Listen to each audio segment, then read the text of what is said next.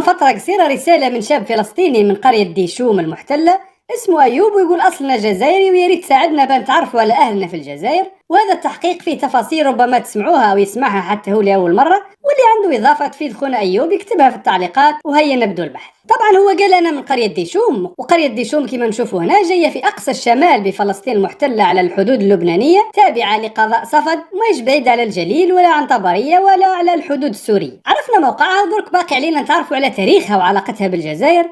واستعدوا لما سيدهشكم، لأنه أنا خلال هذا البحث لحمي يشوك، خاصة لما اكتشفت أن أراضي الجزائرية بملكية الأرض بنقاوة السكان الجزائريين بلسانهم الجزائري وبعاداتهم وتقاليدهم. في إحدى الكتب القديمة للشيعة اللي كانوا يسكنوا جنوب لبنان ليس ببعيد على قريتنا ديشوم، نجد قصة يرويها أحدهم يقول: سرق لنا مرة ثور فاضطررت إلى التفتيش عليه، فذهبت إلى مارون الراس وهي قرية لبنانية، فمررنا في قرية ديشوم وأهلها مغاربة. طبعا به ما يطمعوش الأشقاء درك نعرف هل يقصد من المغرب العربي أو المغرب الأقصى.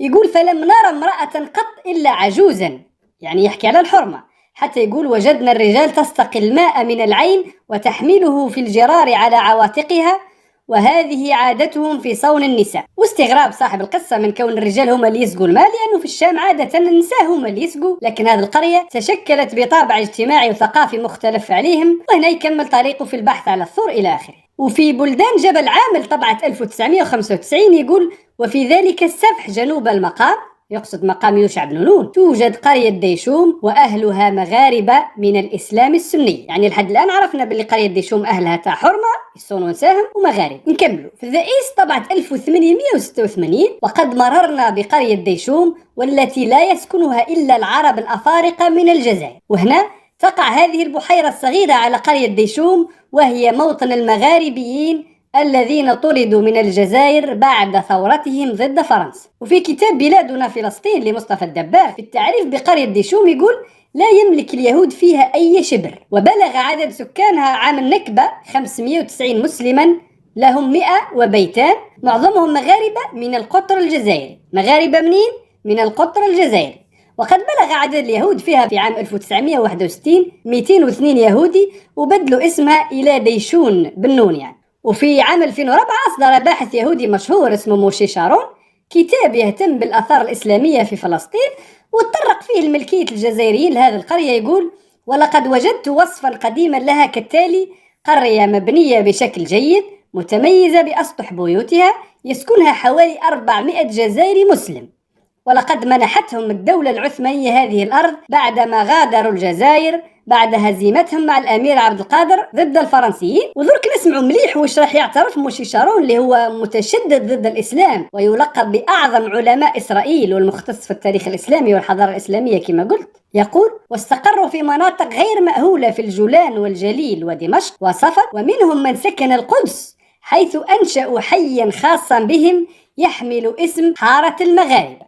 كي حاب يوضح ما كتبش موروكن كارتر، كتب مغربي كارتر. ويكمل يقول: وفي أعالي الجليل استقروا في قرى ديشوم وراس الأحمر وغيرهم. وينقل لنا بأنه في زيارة فيكتور غيرن لهذه القرية في 17 نوفمبر 1875 قال: لقد استوطن الجزائريون من أتباع الأمير عبد القادر بالجليل، ويقول: لقد حافظوا على لهجتهم الأمازيغية، أنا بدأت تبان بأنهم أمازيغ، وبالكاد بدأت نسائهم تتعلم العربية حتى بعد جيلين من العيش في هذه البلاد. يخبرنا في الأخير أن التنقيب الأثري كشف أن قريتهم تقع على قبر حنية بن يهوذا بن يعقوب عليه السلام. في كتاب تحفة الزائر في مآثر الأمير عبد القادر وأخبار الجزائر في الجزء الثاني طبعة الإسكندرية 1903، يعني مطبوع قبل الاحتلال الصهيوني لأرض فلسطين تقريبا 50 سنة، لما كانت فلسطين ولا تشبه شائبة، نقرأ: وفي آخر جمادى الثانية سنة 99 يعني بالميلادي 1882 خرج الأمير عبد القادر من دمشق إلى طبرية ونواحيها للتنزه وتبديل الهواء لأمراض لازمته، معناها قبل وفاته بعام، وكان في معيته بعض أولاده وجماعة من الأقارب والعلماء.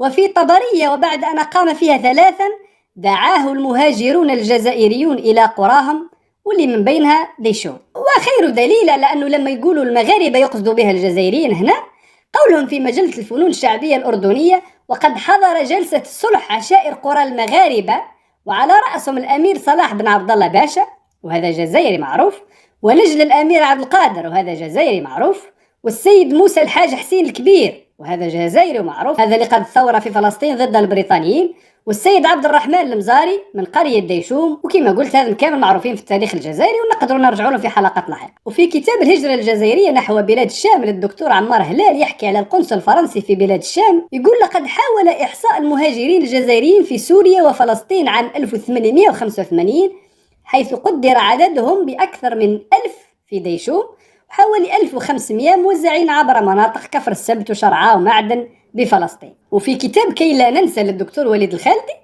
ولما كان بعض أسلافهم فرسانا في الجزائر فقد عني سكان ديشوم عناية شديدة بتربية الخيول. وهذا كتاب إيطالي يتحدث بإسهاب على هذه القرى الجزائرية في شمال فلسطين وكيف حاول اليهود شراء أراضيهم بسندات إثبات بواسطة العميل عبد الرزاق اللي حكينا عليه من قبل وقلنا أنه اندس في صفوف جبهة التحرير لصالح إسرائيل. وقد سقطت ديشوم بيد الاحتلال الصهيوني يوم 30 أكتوبر 1948 بعد تقدم الفرقة البرية الثالثة رقم 71 والتي وصفت المعارك مع أهل ديشوم وضواحيها بأنها صعبة قاسية بعد استشهاد بين 150 و200 عربي. وفي 1968 كانت ديشوم مقر لواحدة من أجرأ وأبرز العمليات ضد الاحتلال الإسرائيلي، وهذه صور الفدائيين بقرية ديشوم والبحيرة المطلة عليها واللي مش مستبعد يكونوا جزائريين. وفي جريدة الأنوار اللبنانية 18 فبراير 70 نقرأ عن سلسلة عمليات ضد مؤسسات الاحتلال قام بها فدائيون من ديشوم. أما أصلا في الجزائر فقد تطرق له الدكتور كمال فيلالي في كتابه الهجرة والحراك والنفي وآثارهم لما قال: لم يكن تأثير الجالية البربرية حضريا فحسب، إذ سيطرت على أغلب المهن في الجزء الشرقي من دمشق والقدس الشريف، إذ أسس مهاجرو القبائل في فلسطين 7 قرى أهمها ديشور حيث نقلوا إليها زراعة الزيتون الذي أصبح رمزا للدولة الفلسطينية. ونقر هنا من بحث مطول لمصطفى عباسي تأسست في قضاء صفد 5 قرى جزائرية وهي ديشوم، عموقة، ماروس، الحسينية وتليل، وكانوا من أبناء قبائل مختلفة. سكن في قريتي عموقة وماروس أبناء قبيلة ولاد بولوارث الذين تعود أصولهم إلى مدينة دلس في الجزائر، بينما سكن في قريتي الحسينية وتليل أبناء قبيلة ولاد بولكبير الذين تعود أصولهم إلى منطقة البليدة، بينما سكن في قرية ديشوم أبناء قبيلة أيت يحيى الذين أتوا من منطقة تكزيرت في تيزيوز. وقد ذكر عدد من الرحالة الأوروبيين إلى فلسطين في كتبهم ومذكراتهم الوجود الجزائري في هذه القرى وقرى أخرى مثل قرية ميس الجبل ومنطقة تل الحصور وقرية علمة وراس الأحمر. ويمكن الاستنتاج من المعلومات التي بين أيدينا بأن جزء من المهاجرين الجزائريين سكنوا في بداية هجرتهم في قرى مختلطة مع الفلسطينيين، ومن ثم أسسوا القرى ال5 المذكورة أعلاه والتي كانت قرى جزائرية بكامل سكانها. حتى يقول هناك ادعاء رائج بأن نصف سكان صفد المسلمين في القرن ال19 كانوا من الجزائريين، ويضيف بأن الاستقرار الجزائري في صفد أدى إلى تطرف في مواقف المجتمع المسلم في المدينة، فقد اتصف الجزائريون بعدم تسامحهم مع غير المسلمين، ومما يدل ذلك هو الاعتداء على كيشنر وكوندر من قبل جمع غاضب بقيادة علي آغا من قادة الجزائريين في صفد، والذي حاول منع البحث والقياس ورسم الخرائط في المنطقة تاعهم، وانتهى بجرح عدد من أعضاء الوفد البريطاني من بينهم كيشنر. وأخيرا خلي نقرأ مع بعض ألقاب أهل ديشوم المحتلة ونشوفوا إذا كانت بالفعل أراضي جزائرية أو لا. وأنا كي بحثت على ديشوم تفاجأت لأني لقيتها مش فقط مدينة جزائرية بل أيضا محاطة بمدن أخرى جزائرية في قلب فلسطين وبنفس عاداتنا وتقاليدنا. وشوفوا معي هذه الفقرة في صلب الموضوع واللي تحسك بألم الفراق القسري والتهجير والنفي وتذكر لنا أسماء المدن اللي أسسوها الجزائريون في فلسطين. هذا كتاب يوصف عادات الاحتفال بالمولد النبوي في فلسطين، يقول على الرغم من وجود تيارات تعارض ذلك باعتبار الاحتفال بدعة إلا أن مجموعة من القرى تقع في منطقة الجليل الأعلى بفلسطين بالقرب من الحدود اللبنانية السورية يقطنها جزائريون مهاجرون إبان الاحتلال الفرنسي للجزائر مثل قرى ديشوم ومعذر وعين البيضاء والعلمة وعولم والمنصورة، وفي وسط فلسطين مثل عنابة والقادرية وقسنطينة. تخيلوا راني نذكر لكم في أسماء قرى في فلسطين مسمات تماما مثل المدن الجزائرية. يقول وهؤلاء يحتفلون بالمولد النبوي الشريف بنفس العادات والتقاليد التي ورثوها بأسماء قرى أجدادهم في الجزائر، ويتزينوا ليلة عيد المولد بالبرنوس والقشابية وبنفس الملابس الجزائرية كما يختنون الأطفال في تلك المناسبة الكريمة، وتقيم النساء الأكلات الجزائرية مثل الكسكس والثريدة والمحمصة والبغرير هو الغريف. ويقول منصور المغربي وهو من أصول جزائرية: جدتي توزع المأكولات والحلويات على الفقراء وعلى أصدقائهم الفلسطينيين، وجدي يروح لقرية معذر يزور أخته المتزوجة بنت تواتي وأصحابه بنيامينة وبغفار والتايلي وبالأخضر ومقران الشريف. كما تشوفوا هذه كامل باين أنها عائلات جزائرية، وكاين منهم اللي يروح للقدس الشريف حيث توجد زاوية بومدين شعيب. حتى يقول: كنت أرافق جدي ليلتقي بالجزائريين ويسألهم عن عائلتنا في سقهراس. أما عن ألقابهم، وهذا ما سيزيد الجزائريين دهشة، هذه عبير زيغود مهجرة من قريتها ديشوم وعايشة في لبنان، هذا لقبه مزيان يقول أنا من ديشوم ولكنه مهجر، هذا لقبه عبان.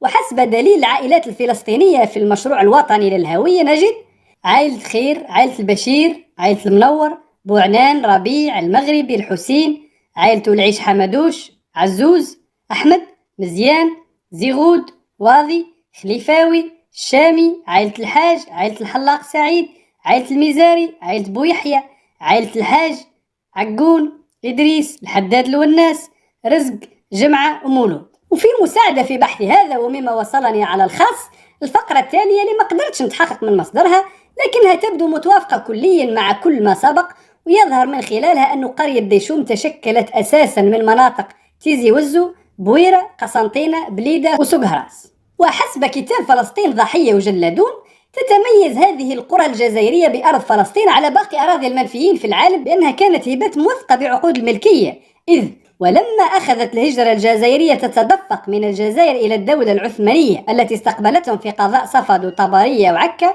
ومنحتهم أراضي محلولة لا يفلحها أحد ليعتشوا منها، وهذا ما أدى إلى ظهور قرى جديدة جميع سكانها من الجزائريين. واسمعوا مليح: وقد قام الأمير عبد القادر بتسجيل جميع الأراضي التي منحته الحكومة العثمانية، نصفها على اسمه ونصفها على اسم من قدم معه من الجزائر، وقد حافظ الجزائريون على هويتهم واستمر شيوخهم بتكلم اللغة البربرية حتى نهاية القرن ال19.